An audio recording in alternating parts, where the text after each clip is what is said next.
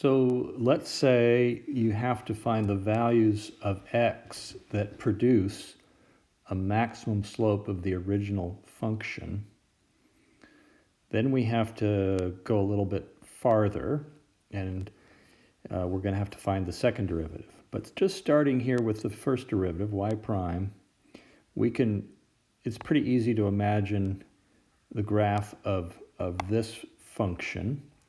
It's going to look something like this. And let's just start at x equals 0. When x equals 0, the sign is going to be 0.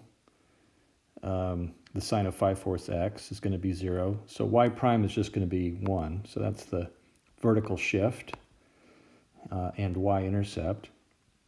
And the slope is going to go in, it's going to increase to some number, and the first number where it reaches this maximum, we're going to call that x naught.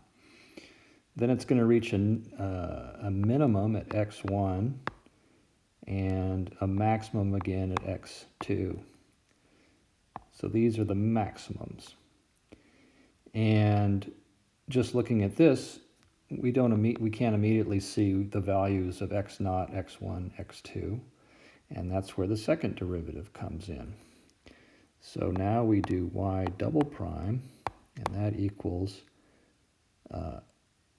25/16 cosine 5/4 of x.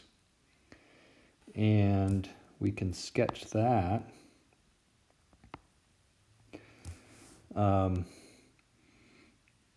Here's, again, this is y prime, this is y double prime.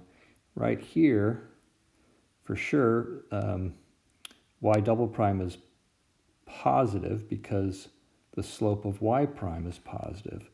So y double prime is going to be some positive number up here, but it does reach 0 at x naught. So here's x naught, and that's because the slope of y prime is 0 here. So that's the first time it crosses the x-axis at x naught. Then the slope in this interval is negative, and so from x to x1, the value of y double prime is negative, and then it becomes positive again until it reaches x2. Okay, so that's why if you're going to distinguish maximum, here's a maximum from a minimum, you have to know where y double prime is positive and where it's negative. So again, if y double prime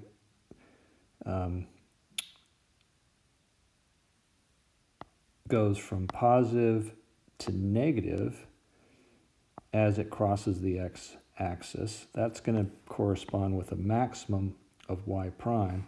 And where y double prime goes from negative to positive, that's where y prime corresponds to a minimum. So y double prime goes from positive to negative, maximum. Y double prime goes from negative to positive, minimum.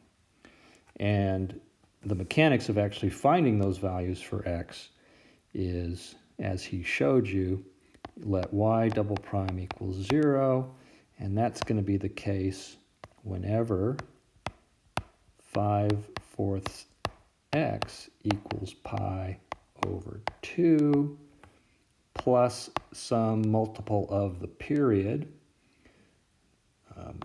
period being 2 pi, or excuse me, that's incorrect. Whenever 5/4 x equals pi over 2 plus some multiple of half a period, or pi, pi times n. It's just that you have to remember that as it turns out in this case, for even values of n, and it has to be an integer, for even values of n, you'll get a maximum, and for odd values of n, you'll get a minimum. And so that's the way to look at it. So that's why when you solve, xn equals 4 pi over 10 plus 4/5 pi times n. So again, when n equals 0, that's where we are here. And that's just 4 pi over 10. And then to get to the next value for x that produces a maximum, you have to consider n2. It has to be an even value for n so that you get to the next maximum value. So that would be, x2 would be 4 pi over 10 plus 4/5 pi times 2.